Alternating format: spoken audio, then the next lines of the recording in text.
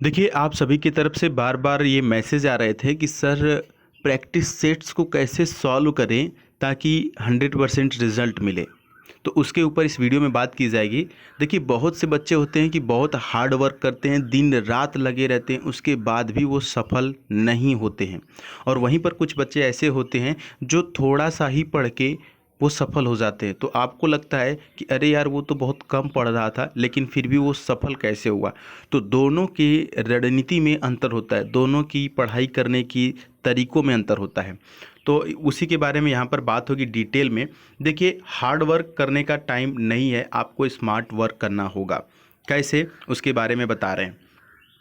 देखिए, होता ये है कि बहुत से बच्चे लगातार प्रैक्टिस सेट सॉल्व करते हैं और उसके बाद सीधे देखते हैं कि आंसर देखते हैं कि मेरा इतना सही हुआ, इतना गलत हुआ, उसके बाद चले जाते हैं। उसके बाद का सीन उनको बहुत बोरिंग लगता है। तो इसके ऊपर आपको क्या करना है? देखिए, ये स्मार्ट तरीका होता है किसी भी प्रैक्टिस सेट को सॉल्व करने का। ठीक है, पहले आप क्या करेंगे कि आप जिस भी कॉपी पे या रफ पे आपको प्रैक्टिस सेट को सॉल्व करना है, ठीक है, तो पहले तो प्रैक्टिस सेट सेलेक्ट कर लेंगे कि हमें आज सेट नंबर चौथा या पांचवा या जो भी है सॉल्व करना है। उसके बाद क्या करेंगे, अगर मान लेते हैं कि आपको इंग्लिश का सॉल्व करना है और इंग्लिश में 20 क्वेश्चन हैं, तो पहले आप 1 2, ठीक है, 1 2 3 करके आप 20 तक लिख लेंगे, है ना। और जब 20 तक काउंट लिख लेंगे, उसके बाद क्या करेंगे, आप एक ऐसा बनाएंगे, ठीक है, अपने रफ में। ये आपके रफ का पूरा पेज है, ठीक है, पूरा पेज है। और आपने 1 2 3 4 करके 20 तक मार्क कर लिया है, ठीक है, क्योंकि 20 तक क्वेश्चन ही आपको अटेम्प्ट करने हैं और आपने 1 2 3 लिख लिया है।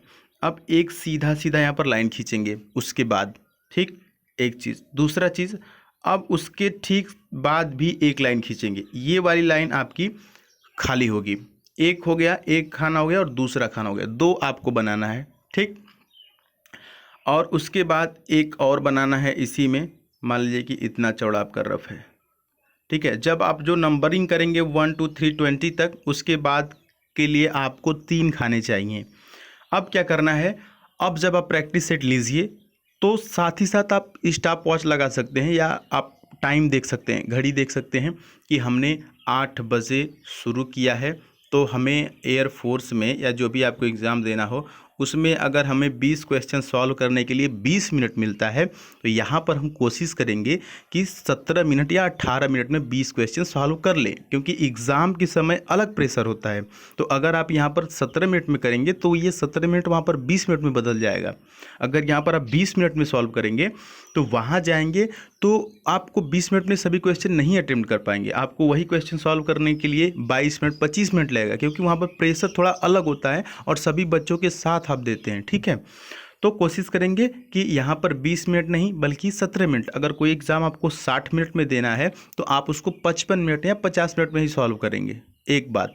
दूसरी बात ये है कि अब जब सब कुछ आपका प्लेटफॉर्म तैयार है, आपने ऐसा बना लिया, उसके आगे 3 ब्रैकेट आपने खाली छोड़े और 1 से लेकर के 20 तक या जितना भी आपको क्वेश्चन अटेम्प्ट करना है मार्किंग कर दिया।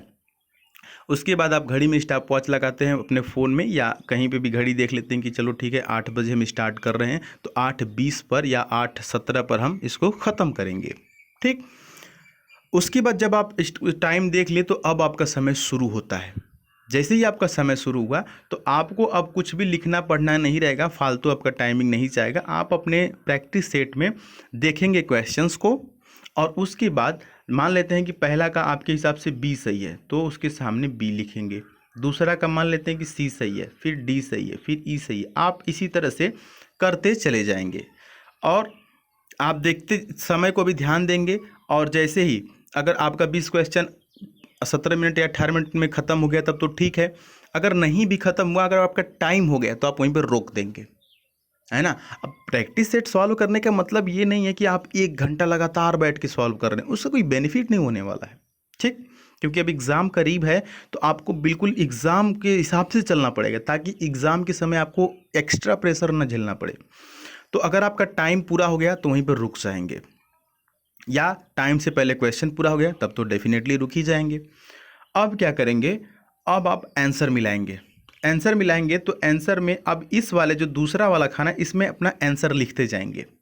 आंसर शीट खोलेंगे प्रैक्टिस सेट का और उसमें दूसरे वाले खाने में आप आंसर लिखते जाएंगे। जैसे मान लीजिए कि इसका बी सही है तो बी लिख दिए, इसका आपने सी किया था लेकिन जबकि इसका ए सही था, ठीक है, इसका डी सही है, इसका ई की जगह बी सही है, ठीक। ऐसे करते जाएंगे। आप पूरा आपने आंसर लिख लिया, ये वाला आपका आंसर है और ये वाला रियल में जो सही आंसर है बुक का वो आंसर है। उसके बाद अब आप मार्क मिलाएंगे कि ये चलो बी और ये हमारा जो सही है 1 नंबर अपना जोड़ेंगे, ये गलत हो गया, ठीक है। ऐसे काटते जाएंगे, जो सही है उसको टिक करते जाएंगे। ओवरऑल आप कैलकुलेट किए और आपका ये जो है कि दूसरा सही हो गया, फिर 1 नंबर जोड़ दिए, ये गलत हो गया तो इसको नहीं जोड़ेंगे, ठीक है। ओवरऑल जैसे आपने जोड़ दिया कि चलो हमें इतना नंबर मिला। इतना करने के बाद अब आपके अंदर अगर आपको ज़्यादा नंबर मिलता है तब तो ठीक है, खुशी है, चलो भाई बढ़िया मैंने किया। लेकिन उसके बावजूद अगर जो 1-2 क्वेश्चन आपका गलत हुआ, उस पे अभी असली खेल यहाँ से शुरू होता है। तो करेंगे क्या कि इतना चीज़ करने के बाद आपका मन ऊब जाता है। प्रैक्टिस सेट सॉल्व करने के लिए बहुत लगता है कि जैसे बहुत एनर्जी लगती है, डेफिनेटली ऐसा लगता है। तो ठीक है, आपका मन उब गया। अब यहीं पर अपना प्रैक्टिस सेट और कॉपी और पेन सब कुछ रख देंगे, रख करके उठ जाएंगे, मतलब पढ़ाई अब छोड़ देंगे। अब 10 से 15 मिनट का 20 मिनट का रेस्ट लेंगे, आराम करेंगे, घूमेंगे, चाय पानी करेंगे। उसके बाद जब फ्रेश होके आएंगे तो अब जब आप आ करके यहाँ पर बैठेंगे तो अब आप नहीं बैठेंगे, अब आपका टीचर बैठेगा वहाँ पर, मतलब आप एज अ टीचर खुद को देखेंगे, ठीक। अब क्या करेंगे, अब आप देखेंगे कि अब अपना रिजल्ट आप टीचर के नज़रिए से देखेंगे। आप सोचेंगे कि यार मेरा बी में बी सही था, तो जब सही था तो जो ईरर सोच के मैंने ऑप्शन क्लिक किया था, क्या एक्चुअल में वही ईरर है कि कुछ और है, एक बात। दूसरी बात कि जो मेरा गलत हुआ था वो क्यों गलत हुआ था, अब डिटेल पर काम करेंगे। तो गलत इसलिए हुआ था कि आपको वो चीज़ नहीं आ रहा था, या आ रहा था या आप गलती कर दिए, दोनों बात है। तो उस चीज़ को जज करेंगे और उसको नोट करेंगे, ठीक है, कि ये रूल होता है। और अगली बार जब उस प्रकार के क्वेश्चन आपको किसी और प्रैक्टिस सेट में देखने को मिलेंगे तो आपसे गलतियां नहीं होगी। और दोबारा गलती हुई तो आप जो इस वाले सेट में नोट किए रहेंगे सेट नंबर 1 में, तो सेट नंबर 2 में जब सेम गलतियां आपको दिखेंगी तो आपको लगेगा कि ये गलती मैं बार बार दोहरा रहा हूँ, तो फिर उस गलती पे काम करेंगे तो आगे वैसी गलती नहीं होगी। तो ये जो प्रोसेस होता है ये सबसे बेहतरीन और इफ़ेक्टिव होता है। इसमें क्या होता है, आपकी एक्यूरेसी बढ़ती है, आपकी शुद्धता बढ़ती है, ठीक है। आप जो भी प्रैक्टिस सेट सॉल्व करते हैं उसका 100% रिजल्ट आपको मिलता है, ठीक। ऐसे नहीं कि कहीं से आए और प्रैक्टिस सेट मारे धुआंधार 5 मिनट में सब मार के ख़त्म कर दिए, या कोई कोई 50 मिनट ले रहा है और उसके बाद अपना रिजल्ट देखा, चलो 10 सही है, ठीक है, अब नेक्स्ट की तरफ बढ़ते नहीं। एक प्रैक्टिस सेट को पूरा एनालिसिस कीजिए, उसमें जितने भी इडियम फ्रेज एंटोनिम सिनोनिम जितने भी रूल्स आ रहे हैं सबको याद कीजिए, एंटोनिम सिनोनिम को याद कीजिए, उसको पढ़िए, ठीक है। ये सारी चीज़ें आप फॉलो करेंगे तो ये कुल मिलाकर एक प्रक्रिया होता है 100% रिजल्ट अपने प्रैक्टिस सेट से लेने का, समझने का। तो उम्मीद है कि आपको ये पूरा सिस्टम समझ में आया होगा। तो ये होता है एक स्मार्ट तरीका। और हार्ड तरीका क्या होता है, आप लगातार सेट पर सेट मारते जा रहे हैं, अपना स्कोर बना रहे हैं। आप जब एग्ज़ाम सेंटर में जाते हैं तो आप कहते हैं कि हमने तो 50 प्रैक्टिस सेट सॉल्व किया, हमने 50 मॉक टेस्ट सॉल्व कर किया, मैं 50 मॉक टेस्ट सॉल्व करके आ रहा हूँ, एग्ज़ाम क्या है मैं तो धुआं उड़ा दूंगा। और 50 में आपने किया गया, सिर्फ 50 नंबर ही बनाए, और वहीं पर एक बच्चा 50 नहीं सिर्फ 30 प्रैक्टिस सेट सॉल्व किया और 30 को बाकायदा सॉल्व किया। 30 में से उसने कुछ ना कुछ सीखा। अगर आप ईमानदारी से सॉल्व करेंगे तो मैं गारंटी लेता हूं कि हर एक प्रैक्टिस सेट में से आपको कुछ ना कुछ ज़रूर सीखने को मिलेगा।